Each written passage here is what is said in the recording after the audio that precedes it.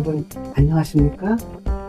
조국 혁신당 대표 조국이 연일 한동훈 특검법을 외치고 있습니다. 법안까지 이미 준비되어 있다는 것을 보면 허리띠를 단단히 조인 모양입니다. 조국은 22대 국회가 개원하면 1호 법안으로 특검법을 제출하겠다고 합니다. 그러나 조국의 힘으로 한동훈 특검법을 밀어붙이는 데는 많은 애로가 따를 것으로 보입니다. 준비된 법안을 제출하는 것은 자유일 것입니다. 하지만 법안을 언제 어떻게 추진할 것인지 민주당과 협의를 해야만 하지 않겠습니까? 그런데 민주당은 당장 조국의 제안에 울지도 웃지도 못하고 있습니다. 자칫 잘못하다가는 한동훈 전 비대위원장의 체급을 올려주는 것이 아니냐며 신중론을 취하겠다는 입장입니다.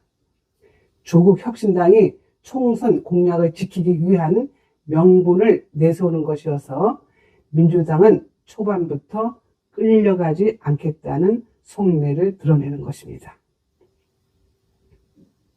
조국은 한 위원장의 체급이 올라가고 내려가는 것에는 관심이 없는 모양입니다. 오직 국회에 발을 들여놓은 목적이 한동훈 전 위원장을 맹목적으로 넘어뜨리려는 사람처럼 보입니다. 한동훈 전 위원장은 검사장 시절에 윤석열 당시 검찰총장을 모시고 살아있는 권력에 대한 수사를 망설이지 않겠다고 했습니다. 조국은 이 말을 들어 똑같이 한동훈에게 특검법을 적용하여 빚을 갚아주겠다고 합니다. 조국은 한동훈 전 비대위원장이 다시 국민의힘 대표가 되기를 바랍니다. 그래서 집권당의 대표, 즉 다시 살아있는 권력이 되면 자신이 당한 만큼 되돌려주겠다는 것입니다. 조국은 학자로서 예전의 이미지는 오간되었고 오직 악만 남은 듯 합니다.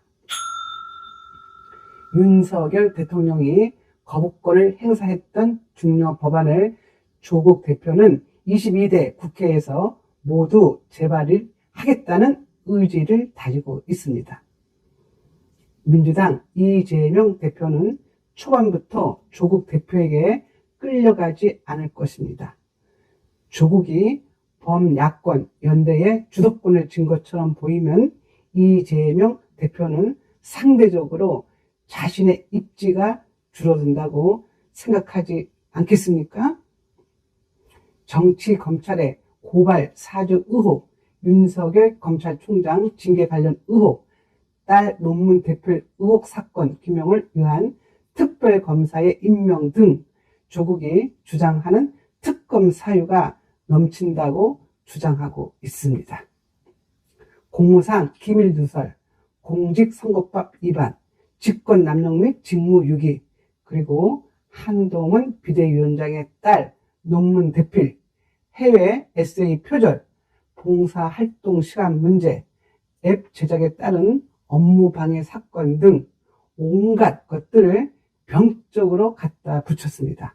이미 혐의 없음으로 밝혀진 내용들이 태반이며 한 전 위원장에 따른 이번 조사 과정에서 오히려 아주 빼어난 학생임이 입증되지 않았습니까?